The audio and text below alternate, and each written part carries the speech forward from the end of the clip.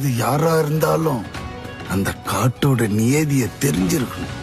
அவன் தான் உண்மையான தலைவன். காட்டை ஆள்றோம், கூட்டத்தை ஆள்றோம்னு யார் வேணும்னாலும் சொல்லிக்கலாம். ஆனா இந்த காட்டுக்கு ஒரே தலைவன் நான் தான். டேய் டிமோன், நம்மளும் போய் இந்த காட்டை ஆளலாமா? போம்பா நம்ம காட்டு ஆள பிறந்தவங்கல்ல, கவலை இல்லாம வாழ பிறந்தவங்க. இந்த காட்டு ஆள ஒரு கூட்டம் இருக்கு. அந்த கூட்டத்தை ஆள போறது